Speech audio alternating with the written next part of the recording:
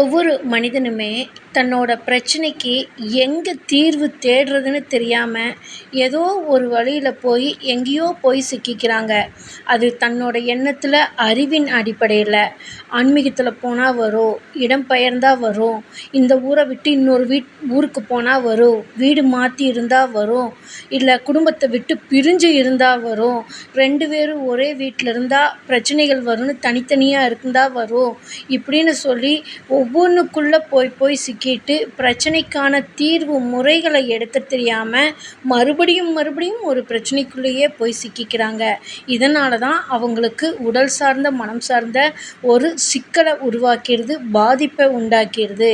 அப்போ உங்களுக்கு கடன் பிரச்சனையாக இருக்கலாம், பொருளாதார சிக்கலாக இருக்கலாம், உங்களுடைய லைஃப் ஸ்டைல் சம்மந்தப்பட்ட பிரச்சனையாக இருக்கலாம், பெற்றோர்களை கவனிப்பதில் பிரச்சனையாக இருக்கலாம், தொடர்ந்து உடல் ரீதியான பாதிப்புகள் ஏதாவது இருக்கலாம், நட்பு வட்டத்தில் பிரச்சனைகள் இருக்கலாம், நீங்கள் தொடர்ந்து தொழில் செஞ்சிட்ருப்பீங்க, அதில் ஏதாவது இழப்புக்கள் வர்றப்போ அதிலிருந்து மீள முடியாமல் இருக்கலாம், இல்லை பயம் சார்ந்து ஏதாவது பிரச்சனைகள் இருக்கலாம், ஆரம்ப காலகட்டத்தில் ஏதோ ஒரு தவறு செஞ்சுருப்பீங்க, அது இன்றைக்கி திரும்ப அது உங்களுக்கு நினைவுக்கு வந்துட்டுருக்கலாம், ஏதாவது மறக்க முடியாத நினைவுகள் இருக்கலாம்.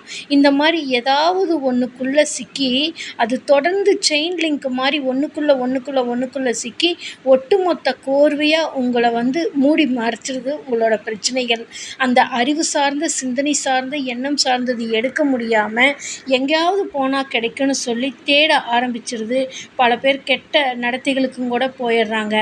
அப்போ அறிவியல் ரீதியில், அறிவு ரீதியில் நீங்கள் செயல்படுறதுக்கான உளவியல் வழிகாட்டுதல், பகுப்பாய்வு சிகிச்சைகள் எடுக்கிறப்ப நீங்கள் அதிலிருந்து விடுபட்டு இயல்பான வாழ்க்கையை வாழ முடியும், நீங்களும் மற்றவர்களைப் போல. அப்போ கவுன்சிலிங் போனாதான் சரியாகுமானா, கவுன்சிலிங்கிறது உங்களை ஆறுதல் படுத்துறது. நாங்கள் கொடுக்குறது எம்எஸ்கே மைண்ட் செட் நாலேஜ் தெரப்பியில் உங்களோட பாதிப்பு என்ன, அதோட மூல காரணம் இல்லை, ஏன் ஏற்பட்டது, உங்கள் அறிவு எப்படி எடுத்துக்கொண்டதுன்னு சொல்லி பகுப்பாய்வு செய்து வளர்ச்சிக்கான வழிகளை உருவாக்கி உங்களை செயல்முறைப்படுத்துகிறோம். அப்போ நீங்கள் அதிலிருந்து மீண்டு செயல்முறைக்கு வர்றப்ப நீங்கள் வாழ்க்கையில் ஜெயிக்க முடியுது. இந்த மாதிரி ஒவ்வொரு எண்ணமும் சிந்தனையும் ஏதாவது ஒன்றுக்குள்ளே போய் சிக்கிட்டு இருக்கோம். அப்போ இதிலிருந்து எல்லா பிரச்சனைகளுக்கும் தீர்வு இருக்கு. பிரச்சனைகளோடையே நம்ம டிராவல் பண்ணவே வேண்டியதில்லை. எவ்வளவு பிரச்சனை இருந்தாலும், கடன் பிரச்சனையா இருந்தாலும் சரி, குழந்தைகளுக்கு திருமண பிரச்சனைகளா இருந்தாலும் சரி, இல்லை என் குடும்பத்துல தொடர்ந்து பிரச்சனை மட்டும்தான் வருது அப்படின்னாலும் சரி, யாருக்கு ஐடியா கொடுக்காதீங்க, ஐடியா கேட்காதீங்க. அதற்கான வழிகாட்டுதல் நிபுணர்களை அணுகி இதுக்கு என்ன செய்யறதுன்னு கேட்டிங்கன்னா நம்ம வளர்ச்சி அடைய முடியும்.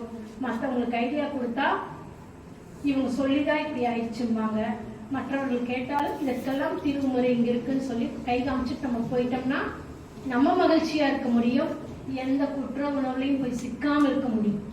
ஆனால் இந்த குற்ற உணர்வுங்கிறது அதிகமாக நாங்கள் பார்க்குறோம். தூக்கம் வரலைங்கிற பிரச்சனை தான் அதிகமாக வரும். அதனால குழந்தைகளுக்கு செய்ய வேண்டிய கடமையை நம்ம செஞ்சுட்டீங்க, நல்ல பேர் வச்சுட்டீங்க, ஸ்கூலில் படிக்க வச்சுட்டீங்க, அந்த குழந்தை படிக்கலைன்னா படிக்கிறதுக்கான வழிகாட்டுதல் எடுத்துக்கோங்க.